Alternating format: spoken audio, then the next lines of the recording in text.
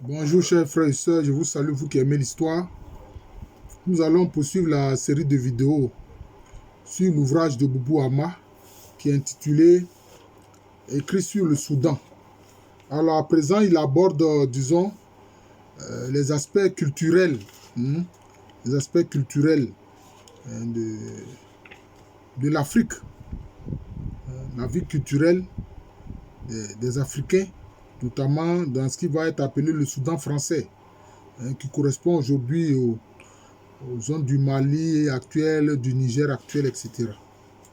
Alors donc, il présente ces aspects-là de la culture. Et quelquefois, il y a des images qu'il faut expliquer. Voilà, qu'il faut expliquer. Alors, voilà ce qu'il écrit notamment. Je le lis. L'allumeur de ma lampe torche qui maintenant va m'aider à l'allumer. Le poseur de mes couvertures qui maintenant va m'aider à les poser sur mon lit. Celui qui attache ma moustiquaire est parti, qui maintenant va m'aider à l'attacher au bois de mon lit. En fait, vous voyez, tout ça est imagé. Voilà. En fait, il parle de l'héritage culturel de nos ancêtres, qui, disons, se perd. Il prend des images avec la lampe, la couverture, la tache moustiquaire, etc. Et il poursuit en écrivant: notre patrimoine culturel se trouve partout non visible, dans le geste d'amour de la femme qui allait son enfant, dans le regard long de ce dernier quand il regarde le vide de l'espace de sein abondant de sa mère. Alors que vous voyez qu'à un moment donné, à une certaine époque, on a fait croire aux femmes africaines que non, il fallait laisser le lait maternel et puis acheter le lait artificiel, le lait des vaches que les gens vendaient. Tout ça pour se faire de l'argent sur les Africains. Et certaines de nos sœurs et de nos mamans africaines se sont dit comme ça que oui, quand elles allaitent les enfants, que ça fait que leur sein tombe vite. Et puis elles jetaient le lait maternel. Il a fallu après que des organisations, des ONG viennent dire encore à nos mères africaines non, que le lait maternel, c'est ça qui est bon pour les enfants, etc. Et que ça protège les enfants même de certaines maladies. Ce que nos ancêtres ont toujours fait. Les gens viennent remettre ça en cause et puis certains Africains suivent ça idiotement. Oui, j'ose dire cela, je dis bien idiotement. Heureusement que nos mamans ont recommencé à allaiter les enfants au sein. Dieu merci. Alors il continue, ce patrimoine s'exprime dans des poèmes d'une extrême naïveté. Naïveté, c'est une façon de parler, qui en souligne la précarité, sinon l'insouciance si bien faite qu'elle nourrit son homme en Afrique noire. C'est pas une naïveté, je pense. C'est en toute conscience. Gouza est un jeune Selenko. Comme il savait que je le comprenais, vers les années 1935-1936, il venait souvent me rendre visite à Tilaberi, au Niger, où j'étais en service. C'est Boubou Hama, bien sûr, qui parle. Dès qu'il me voyait, il lançait son chant préféré.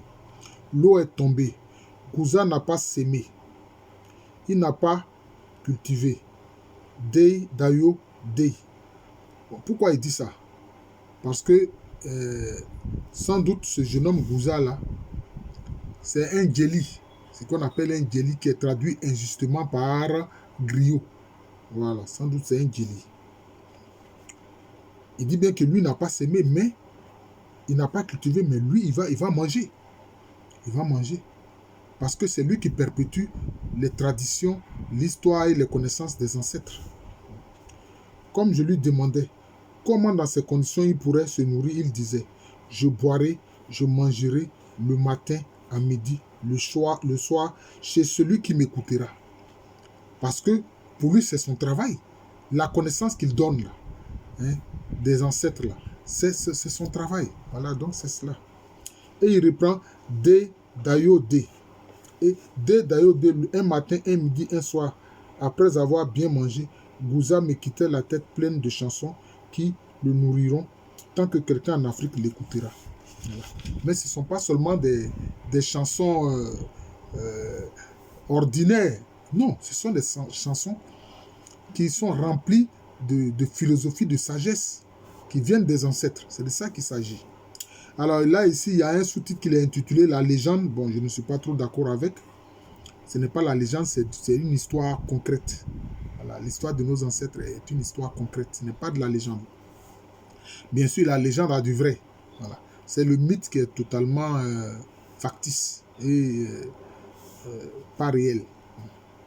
Elle est l'archétype d'un personnage qui incarne l'histoire d'une dynastie, le passé d'un clan ou d'une caste.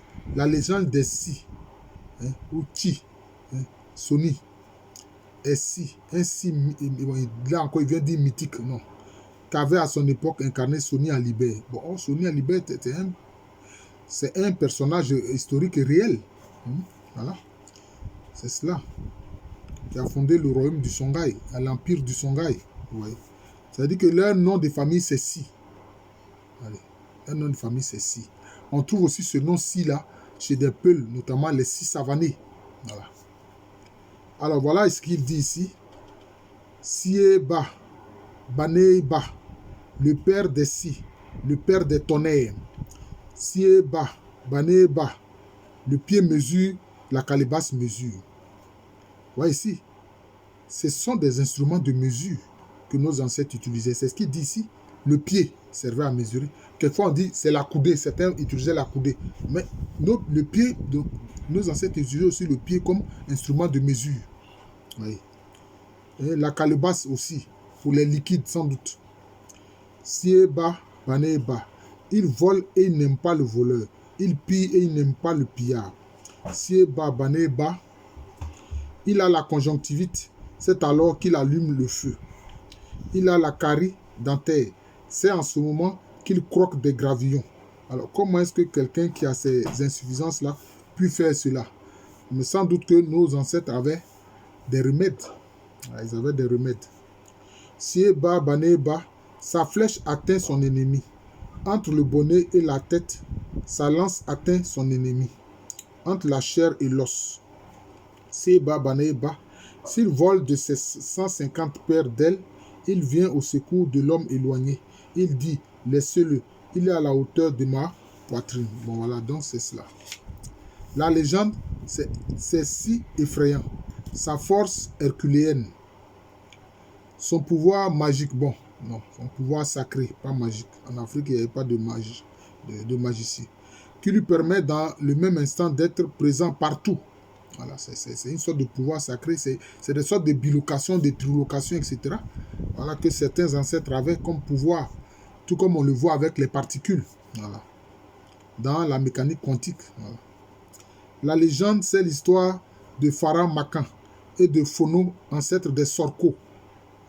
Ce sont les chansons de gestes qui entourent Sundiata Keita, Kankan Moussa, Mansa Suleiman, en parenthèse Mandé, les Askia, Songoy, les empereurs du Mossi, du Aoussa, El Adjoma, son fils Amadou Sekou, Samori, Mamadou Lamine et tant d'autres, dont nous découvrons chaque jour les passionnantes histoires. Donc vous voyez, il cite certains ancêtres et ce qu'ils ont fait dans l'histoire. Mais qu'est-ce qui se passe? Il dit que nous découvrons. Mais est-ce que cela est enseigné? Est-ce que cela est mis dans des manuels d'enseignement? Non. Nos manuels encore sont des manuels qui viennent de France. Voilà le problème. Alors, tous ces personnages historiques de nos ancêtres, il faut que nos enfants découvrent cela. Il faut que cela soit mis dans des manuels et enseigné. C'est ça qui doit être privilégié. Quelquefois, on met l'accent sur l'histoire de la colonisation. On dit que cela a du bien. Tout ça pour perpétuer le complexe d'infériorité de certains nègres. La légende relate les migrations des peuples. Leur formation raconte leur système du monde. Voir Dieu d'eau, où Marcel Griol explique la savante conception du monde des Dogons de la falaise de Bandiangara au Mali actuel. Bon, je respecte bien Marcel Griol pour ce qu'il a fait, mais il ne comprenait pas un seul mot de la langue Dogon. Et puis, si tu n'es pas un initié, les Dogons ne vont pas te donner toutes les subtilités des mystères de leur connaissance. Jamais. Jamais. Ils pouvaient le donner à un étranger, mais c'est un étranger qui s'adapte à leur culture, qui comprend leur langue Et ça met du temps. Ça demande une initiation. Alors, lui, il a fait cet écrit-là, Marcel Griou. Bon, et il dit on dit qu'il est spécialiste des Dogons. Non. Ça, ce sont des dogoneries. Parce qu'il ne comprend pas un trait mot de la langue Dogon. Deuxième chose, il parle des dieux d'eau. Ce ne sont pas des dieux. Parce que les Dogons croyaient en un seul créateur qui s'appelle Ama. Donc, ce ne sont pas des dieux. Ce sont des esprits de l'eau. C'est tout. Voilà encore le problème. La légende est épopée ou se métamorphose sous l'effet de la poésie, du chant, de la louange et du geste qui l'accompagne. Bon, le mythe d'un génie, Dogon Songhai, Shango chez les Yoruba, ou d'un initiateur dont l'enseignement à notre époque encore est conservé dans ses aventures qui sont des leçons. Izegani, Songhai, Kaidara, Mali. Bon, il y avait tout un enseignement que les ancêtres africains avaient à travers certaines paroles qui étaient délivrées. Vous voyez, donc c'est de ça qu'il s'agit. Elle s'attache à un culte qu'elle actualise pour les hommes vivants d'aujourd'hui. Chez les Senyanké, en parenthèse Songhai, la légende est aussi la chaîne qui remonte à l'origine des ancêtres. Voilà. À l'ancêtre primordial qui a, bon, il a dit pactisé avec Ndébi. Je pense qu'il a conclu une alliance. Pas un pacte, mais une alliance avec Ndébi. Demi-ruche qui, au nom de Dieu, gouverne l'univers. Parce que justement, les Songhai ou les Songhai, les Songhai, pensaient que le personnage Ndébi servait d'interface entre eux, leurs ancêtres, et puis le créateur. Oui, c'est ça, ce personnage de Ndébi. Bon, ensuite, il parle maintenant de la maxime. La maxime, la sentence et le proverbe tendent vers le même but moral, semblent conduire l'homme à observer des principes capables de le protéger contre les tracas de la vie. Parce que les Africains étaient conscients de ces lois cosmiques, voilà, et ils les respectaient.